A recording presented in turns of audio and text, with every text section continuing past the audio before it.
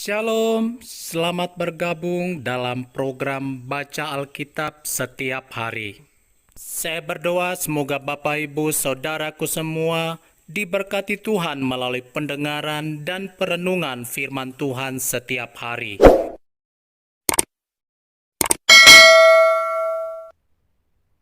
Satu Samuel pasal 31. Saul mati. Sementara itu orang Filistin berperang melawan orang Israel. Orang-orang Israel melarikan diri dari hadapan orang Filistin, dan banyak yang mati terbunuh di pegunungan Gilboa. Orang Filistin terus mengejar Saul dan anak-anaknya, dan menewaskan Yonatan, Abinadab, dan Malkisua, anak-anak Saul. Kemudian makin beratlah pertempuran itu bagi Saul. Para pemanah menjumpainya dan melukainya dengan parah.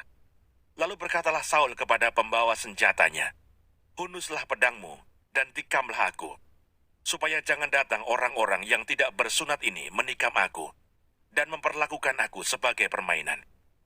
Tetapi pembawa senjatanya tidak mau, karena ia sangat segan.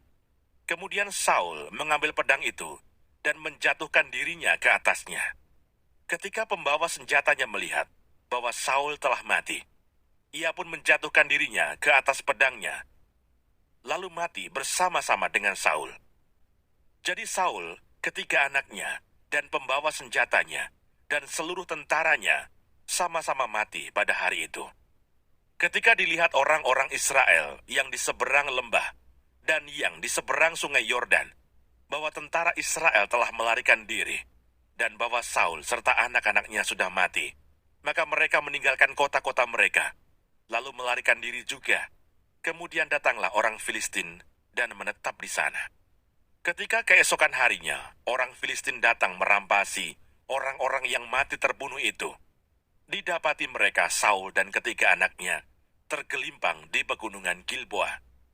Mereka memancung kepala Saul, merampas senjata-senjatanya, dan menyuruh orang berkeliling di negeri orang Filistin untuk menyampaikan kabar itu di kuil berhalanya dan kepada rakyat. Kemudian mereka menaruh senjata-senjata Saul di kuil Asitoret, dan mayatnya dipakukan mereka di tembok kota Bet-Sean. Ketika penduduk Yabes Gilead mendengar tentang apa yang telah dilakukan orang Filistin kepada Saul, maka bersiaplah segenap orang gagah perkasa. Mereka berjalan terus semalam-malaman, lalu mengambil mayat Saul dan mayat anak-anaknya dari tembok kota Bet-Sean. Kemudian pulanglah mereka ke Yabes dan membakar mayat-mayat itu di sana. Mereka mengambil tulang-tulangnya, lalu menguburkannya di bawah pohon tamariska di Yabes. Sesudah itu, berpuasalah mereka 7 hari lamanya.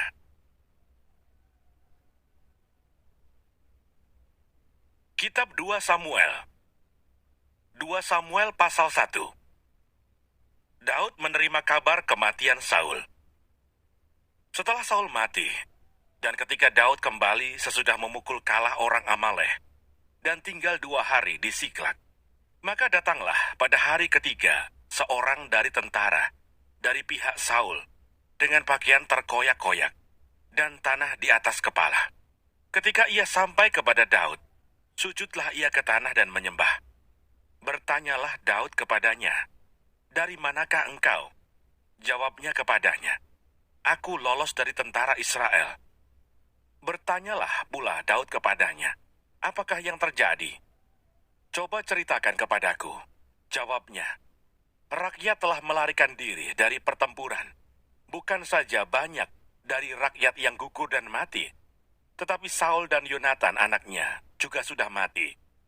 Lalu Daud berkata kepada orang muda yang membawa kabar kepadanya itu, "Bagaimana kau ketahui bahwa Saul dan Yonatan anaknya sudah mati?" Orang muda yang membawa kabar kepadanya itu berkata, "Kebetulan aku ada di pegunungan Gilboa." Maka tampaklah Saul bertelekan pada tombaknya, sedang kereta-kereta dan orang-orang berkuda mengejarnya.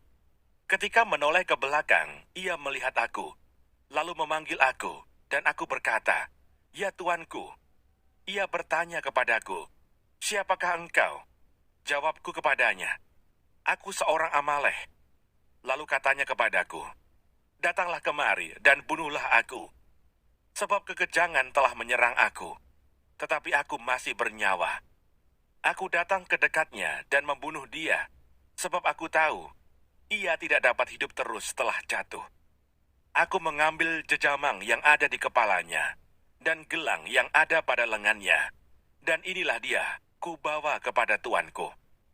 Lalu Daud memegang pakaiannya dan mengoyakkannya, dan semua orang yang bersama-sama dengan dia berbuat demikian juga. Dan mereka meratap, menangis, dan berpuasa sampai matahari terbenam karena Saul, karena Yonatan anaknya, karena umat Tuhan, dan karena kaum Israel, sebab mereka telah gugur oleh pedang. Kemudian bertanyalah Daud kepada orang muda yang membawa kabar itu kepadanya. "Asalmu dari mana?" Jawabnya, "Aku ini anak perantau orang Amalek." Kemudian berkatalah Daud kepadanya, "Bagaimana? Tidakkah engkau segan mengangkat tanganmu, memusnahkan orang yang diurapi Tuhan?"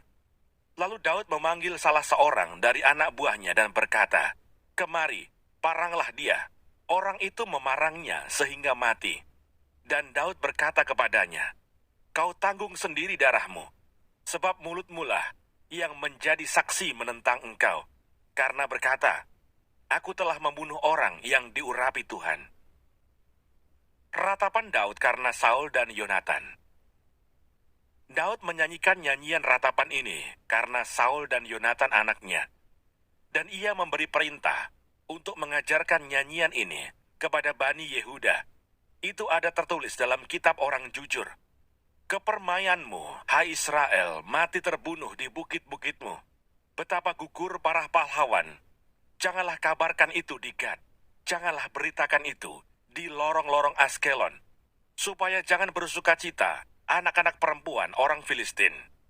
Supaya jangan beria-ria anak-anak perempuan orang-orang yang tidak bersunat.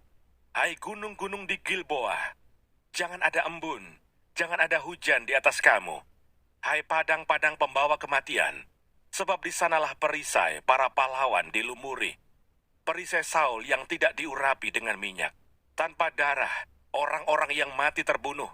Dan tanpa lemak para pahlawan, panah Yonatan tidak pernah berpaling pulang. Dan pedang Saul tidak kembali dengan hampa. Saul dan Yonatan, orang-orang yang dicintai dan yang ramah. Dalam hidup dan matinya tidak terpisah. Mereka lebih cepat dari burung Raja Wali. Mereka lebih kuat dari singa. Hai anak-anak perempuan Israel, menangislah karena Saul, yang mendandani kamu dengan pakaian mewah dari kain kirmisi, yang menyematkan perhiasan emas pada pakaianmu. Betapa gugur para pahlawan di tengah-tengah pertempuran. Yonatan mati terbunuh di bukit-bukitmu. Merasa susah aku karena engkau, saudaraku Yonatan. Engkau sangat ramah kepadaku. Bagiku cintamu lebih ajaib daripada cinta perempuan. Betapa gugur para pahlawan dan musnah senjata-senjata perang.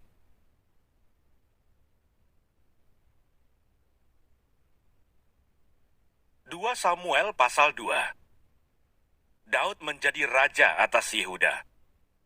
Kemudian bertanyalah Daud kepada Tuhan katanya, "Apakah aku harus pergi ke salah satu kota di Yehuda?" Firman Tuhan kepadanya, "Pergilah." Lalu kata Daud, "Kemana aku pergi?" Firman-Nya, "Ke Hebron." Lalu pergilah Daud ke sana dengan kedua istrinya, Ahinoam, perempuan Yisrael, dan Abigail, bekas istri Nabal, orang Karmel itu. Juga Daud membawa serta orang-orangnya yang mengiringinya, masing-masing dengan rumah tangganya, dan menetaplah mereka di kota-kota Hebron. Kemudian datanglah orang-orang Yehuda, lalu mengurapi Daud di sana menjadi raja atas kaum Yehuda. Ketika kepada Daud diberitahukan bahwa orang-orang Yabes Gilead menguburkan Saul, maka Daud mengirim orang kepada orang-orang Yabes Gilead dengan pesan, "Diberkatilah kamu oleh Tuhan, karena kamu telah menunjukkan kasih-Mu kepada tuanmu Saul dengan menguburkannya. Oleh sebab itu, Tuhan kiranya menunjukkan kasih dan setianya kepadamu. Aku pun akan berbuat kebaikan yang sama kepadamu. Karena kamu telah melakukan hal yang demikian, kuatkanlah hatimu sekarang, dan jadilah orang-orang yang gagah perkasa. sekalipun tuanmu Saul sudah mati, dan aku telah diurapi oleh kaum Yehuda menjadi raja atas mereka. Peperangan antara Daud dan Isi-Boset.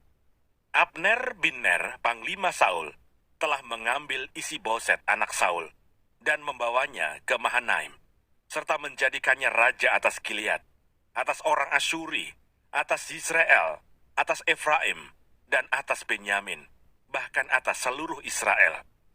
Isi-Boset bin Saul berumur 40 tahun pada waktu ia menjadi raja atas Israel, dan ia memerintah 2 tahun lamanya. Hanyalah kaum Yehuda yang mengikuti Daud, dan lamanya Daud memerintah di Hebron atas kaum Yehuda adalah 7 tahun dan 6 bulan. Lalu Abner bin Ner dengan anak buah Isi-Boset bin Saul bergerak maju dari Mahanaim ke Gibeon. Juga Yoab, anak Zeruya, dan anak buah Daud bergerak maju. Mereka saling bertemu di telaga Gibeon, lalu tinggal di sana. Pihak yang satu di tepi telaga sebelah sini, dan pihak yang lain di tepi telaga sebelah sana. Berkatalah Abner kepada Yoab, "Biarlah orang-orang muda tampil dan mengadakan pertandingan di depan kita." Jawab Yoab, "Baik." Lalu tampillah mereka dan berjalan lewat dengan dihitung 12 orang dari suku Benyamin, dari Isi-Boset anak Saul, dan 12 orang dari anak buah Daud. Kemudian mereka masing-masing menangkap kepala lawannya dan menikamkan pedangnya ke lambung lawannya, sehingga rebahlah mereka bersama-sama. Sebab itu tempat itu disebutkan orang Helkat Hasurim, letaknya dekat Gibeon. Pada hari itu pertempuran sangat hebat, dan Abner serta orang-orang Israel terpukul kalah oleh anak buah Daud. Ketiga anak laki-laki Zeruya, yakni Yoab, Abisai, dan Asael ada di sana. Asael cepat larinya seperti kijang di padang. Asael mengejar Abner dan tidak menyimpang ke kanan atau ke kiri dalam membuntutinya. Lalu Abner berpaling ke belakang dan bertanya, "Engkaukah itu Asael?" Jawabnya, "Ya, aku." Kemudian berkatalah Abner kepadanya, "Menyimpanglah ke kiri atau ke kanan. Tangkaplah salah seorang dari orang-orang muda itu dan ambillah senjatanya." Tetapi Asael tidak mau berhenti membuntuti Abner. Berkatalah sekali lagi Abner kepada Asael, "Berhentilah membuntuti aku. Apa aku harus memukul engkau sampai jatuh? Bagaimana aku dapat memandang muka Yoab abangmu itu?" Tetapi Asael menolak berhenti. Lalu Abner menusuk ke belakang, ke perut Asael dengan tombaknya, sehingga tombak itu menembus belakangnya. Dan rebahlah ia di sana, dan mati di tempat itu juga. Semua orang yang datang ke tempat Asael rebah dan mati itu, berhenti di sana. Tetapi Yoab dan Abisai mengejar Abner. Ketika matahari masuk dan mereka sampai ke dekat Bukit Ama, yang ada di sebelah timur Giah, ke arah padang gurun Gibeon, berhimpunlah Bani Benyamin di belakang Abner, menjadi satu gabungan, dan bersiap-siap di puncak sebuah bukit. Berserulah Abner kepada Yoab, "Haruskah pedang makan terus-menerus? Tidak tahukah engkau bahwa kepahitan datang pada akhirnya? Berapa lama lagi engkau tidak mau mengatakan kepada rakyat itu, supaya mereka berhenti memburu saudara-saudaranya?" Jawab Yoab, "Demi Allah yang hidup, sekiranya engkau berbicara tadi, maka tentulah sudah dari tadi pagi rakyat menarik diri dari memburu saudara-saudaranya." Lalu Yoab meniup sangkakala dan seluruh rakyat berhenti. Mereka tidak lagi mengejar orang Israel dan tidak berperang lagi. Semalam-malaman, Abner dan orang-orangnya berjalan melalui Araba Yordan, menyeberangi sungai Yordan, berjalan terus hampir sepanjang siang, lalu sampai ke Mahanaim. Ketika Yoab berhenti memburu Abner dan menghimpunkan seluruh rakyat, ternyata 19 orang dari anak buah Daud hilang termasuk Asael. Tetapi anak buah Daud menewaskan dari suku Benyamin, dari orang-orang Abner, 360 orang. Mereka mengangkat mayat Asael dan menguburkannya di dalam kubur ayahnya yang di Betlehem. Kemudian berjalanlah Yoab dan orang-orangnya semalam-malaman itu dan sampai ke Hebron ketika hari sudah terang.